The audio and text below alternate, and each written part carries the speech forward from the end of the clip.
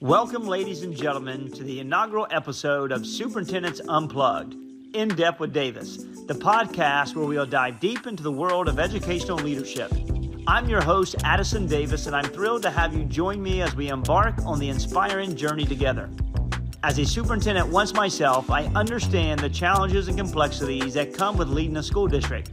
But what I've come to realize is that there's abundance of amazing work being done by superintendents all across our country. This podcast is a platform to shine a spotlight on their incredible accomplishments and innovative approaches. Each episode will bring you exclusive interviews and superintendents from various districts across our country, both big and small, urban and rural, as they share their personal stories, triumphs, and even their moments of vulnerability. We will explore the strategies they employ to tackle the ever-evolving landscape of education, from fostering equity and inclusivity to embracing technology and preparing students for their future. But this podcast isn't just about showcasing success. It's about fostering a community of educational leaders who can learn from one another, share their experiences, and collectively navigate the complexities of our role. We'll discuss the tough topics as well, the difficult decisions, and the innovative solutions that are transforming education for the better. So while you're an educator, a parent, a student, or simply someone who's passionate about education, this podcast is for you.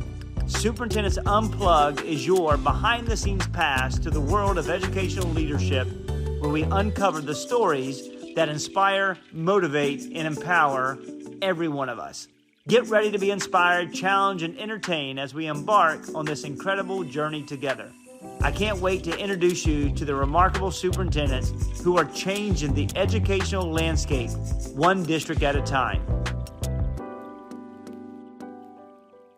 Welcome to another episode of Superintendents Unplugged, In Depth with Davis. I'm your host, Addison Davis. Today we have a special guest with us.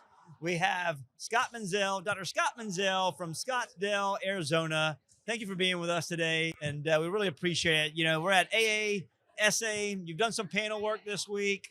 You know, talk about the fun you've had so far at the conference. Well, this is always a highlight of the year. It's a great opportunity to connect with colleagues, to get new ideas, to help improve educational opportunities for our students in Scottsdale. So there's tremendous energy, and I never miss a beat here. Yeah, I mean, yesterday, everybody told me you rocked it, man. Like, you were sharp, you were on it, you were visionary, you were careful, and congrats to you for being actively engaged and involved and willing to be a part of that PLCs, every time that we come here. So thank you. Good. So let's talk about this. 22 years as a superintendent, okay? Average superintendency nowadays is about 3.5 years. Okay, how do you do it? How have you done it for those who are watching? Well, I've been in multiple locations, and I had a lot more hair when I started. So the first superintendency I served there for 5 years, the next one 4, one after that 9, and now this is my 4th year in Scottsdale. But it really is about the work in terms of supporting the needs of our kids and building the relationship with community, both internal to the school system, the school board, and the larger community. It's not easy work, and I think it's more difficult now than it's ever been before.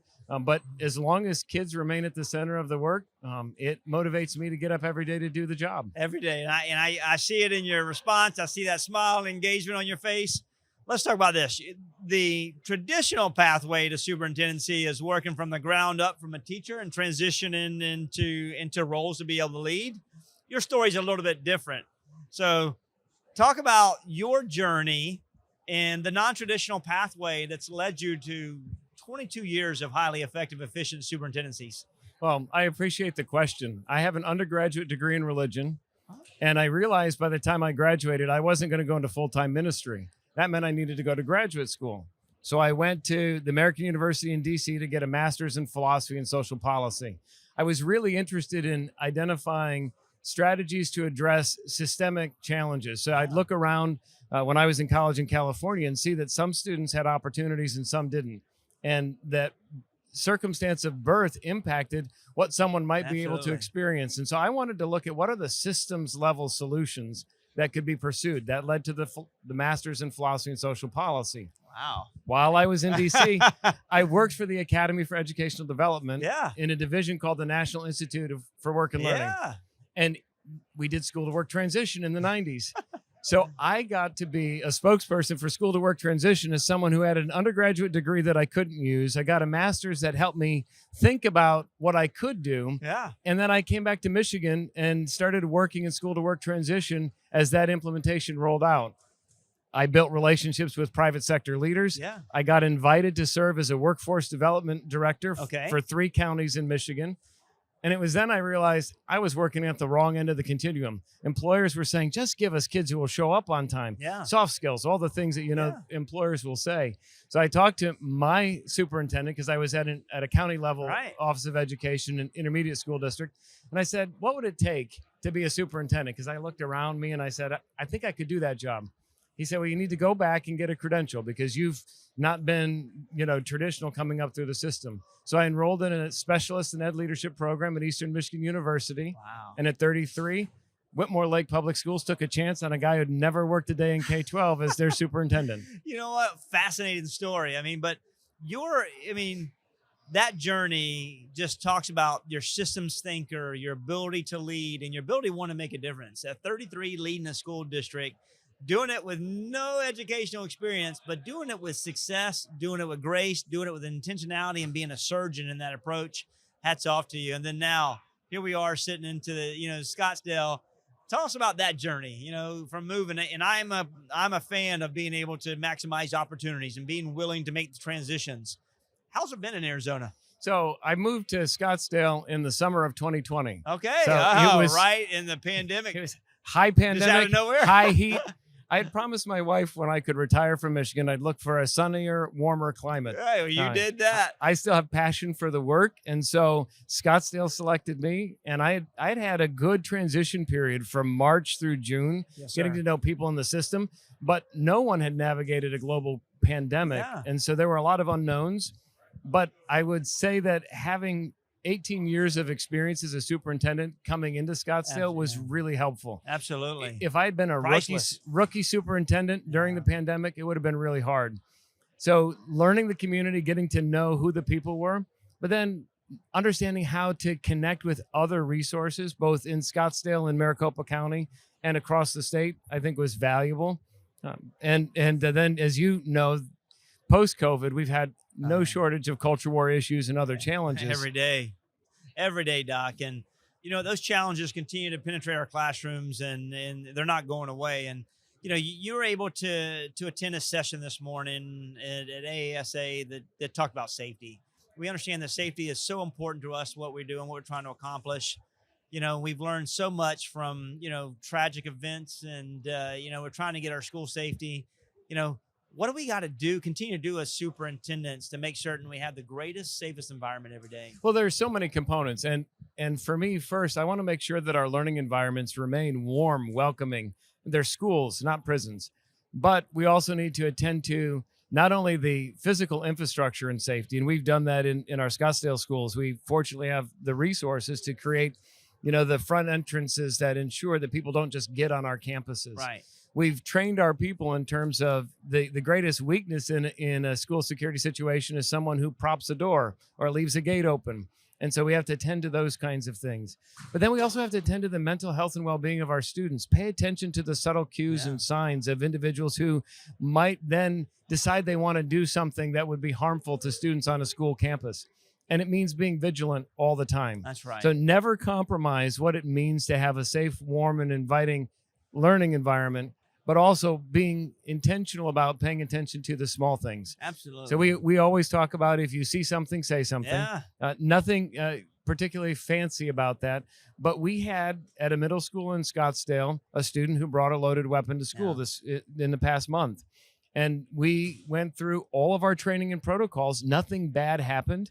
A lot of fear, a lot of anxiety. Sure. And Normal? it's an ongoing process to ask the question, what might we do next to ensure the safety and well-being of our students? We know that typically middle school kids don't have the ability to own a weapon, which means that they got it from somewhere else. So we also have to lean on our parent partners and others to say, lock up your weapons. Absolutely. Because if they have access to them because you haven't secured it, that can create an untenable situation for other families. Absolutely. I mean, just being mindful of what our students are going through, the peer pressures, the social pressures, those are all become realities. And, Right. and as Social media is awful. Oh, I mean, we've come to rely on it, but it's just so toxic, particularly for teens. yeah, you know what? And thank you for bringing that up. And one thing that I try never to do is give my energy to social media, because Right. it will consume you. And you know, the Facebook warriors, I call it nosy book. Exactly. I call it nosy book warriors and all those elements. It can do something that it just creates noise out there. But for our parents, you know, we've got to reclaim the dinner table. And in that Yes. process is being actively engaged in what they're doing from a social media perspective. Have conversations, check in, have controls, and, you know, help your learner and help your student as much as they can be successful every day. Absolutely. That partnership between home and school is foundational to student success. Absolutely. And so with that said, lots of, you know, mental health money has been provided from federal, you know, the sense of ESSER. Some of that money may be going away, but there are also some states are committing to that money. How beneficial has that money been to be able to help from a psychologically safe place and creating that safe place for students in Scottsdale and across the country? Well, through a grant from the state as a result of Yeah. ESSER, we've been able to put social workers on all 29 of our campuses, which is a fantastic thing. Sadly, there are schools in Arizona where they've said goodbye to those social workers, sometimes because of the grant and sometimes because of the politics. There is a school of thought by some people that focusing on a student's mental health and well-being is not the purview of schools. Right. And I would argue that it's foundational That's to right. overall health and well-being. If a student's hungry, they're not going to be best prepared to learn. That's right. If they're struggling with mental health issues, they're not going to be best prepared to learn. And while it's a partnership between the school and the family, we can't ignore it. And so those social workers on our campuses make a significant difference. We're working on strategies to say, once the grant is gone, what can we do next to ensure that our students get the support they need? That's right. One thing, you know, and I just had a chance to talk to another superintendent. Those fundings can't just be Band-Aid fundings, a blitz. Right. Because as those fundings had a start date and an end date, the impact of the pandemic are years to come, and they're unknown. Right. So being able to educate local, state level, federal level, you know, legislators is so important to be able to create those spaces. And it sounds like you've done a really good job of creating that mental health space to wrap your arms around students. But it's just not about students. It's about teachers as well. Absolutely. I mean, we talk about creating culture and be able to retain the retention process. It's not only financial, but it's also getting that culture, which is so important to be able to lead in a school district. Well, sadly, there's not a lot of balance. Yeah. And in this environment, teachers feel like they're under fire all of the time. Every minute. And so we have to do, and this is part of how I've conceptualized my role as a superintendent for 22 years. Because people would ask the question, you've never been a classroom teacher. How can you possibly do the superintendent role? And I said, my job's not to tell the teacher how to do their job. That's right. My job is to ensure that they have the resources and support necessary to do their jobs well. And so Well said, Doc. part of our job is to run interference, to push the adult drama to the periphery so that our teachers and building leaders can meet the needs of kids. Absolutely. Being a downfield blocker, without a doubt. I love it. That's exactly. And I love the transition, because it's not only just being an educator, it's being a business leader, it's being Right. a caregiver. And that, you know, you don't have to be a classroom leader to be able to do that, but your time's in the classroom, so you understand what's working, what's not, and what we can do differently. And, you know, just being able to gravitate and build those professional learning communities. From your perspective, you know, superintendents around the nation are facing major challenges. What do you think one of the biggest challenges superintendents are chasing today? Well, Are facing? I think it's the false narrative that gets imposed on schools about what may or may not be happening in classrooms, Yeah. because you're fighting against something that doesn't exist in most cases. And so our energy should be spent in providing the support that our teachers and principals need in order to meet the needs of each student. And so anything that's a distraction from that becomes a problem, and it's exhausting. The politics of the job, while some people enjoy the politics, for others, it really does become a draining, negative energy on the work that they do. And school boards are very political now. Yeah. And so if you have a board that shifts, you may not have a job, or you might have a job that's pretty miserable. That's right. And if you have a good board, life can be great. So the work is really important. And what I worry about is the burnout, that we have too many good people who can provide quality educational leadership but because of the nature of the job and how it's shifted, Yeah. They're stepping away. Absolutely. And, as we look at superintendents, one thing we probably learned through my tenure of superintendency, as you continue your superintendency for 22 years, is that building relationships with the board is so important. Yeah. As they transition, they come in and out. Every election cycle is somewhat nerve-wracking for superintendents. But if you do the job, show demonstration of care, and focus on children, and take a collaborative approach, you'll win every single day. And that's what we're here to do. Well, and in most cases, board members who don't like each other will still find a way to work together for the benefit of the students. Won't always be the case, but in most cases, when you can find a common agenda for kids, you can work through difference at the board table. That's right. That's right. Anything else you want to share today? No, I just appreciate the opportunity to talk a little bit about all of the good things that are happening. Scottsdale is a wonderful community, and it's sunny 320 days out of the year. It's beautiful. In Michigan, we had gray clouds and cold weather. I've not had to call a snow day yet. That is awesome. Well, thank you for joining us today, Doc. We really appreciate your hard work. You've heard it here from Dr. Scott Menzel, Scottsdale, Arizona, doing some really special things for kids every single day, focusing on accelerating student learning, focusing on building the right culture, focusing on making certain they create a longer, stronger bench of future educators, and most importantly, giving children a sense of hope and inspiration every day to do some cool things. Until next time, I look forward to seeing you with Superintendents Unplugged, In Depth with Davis. Good job.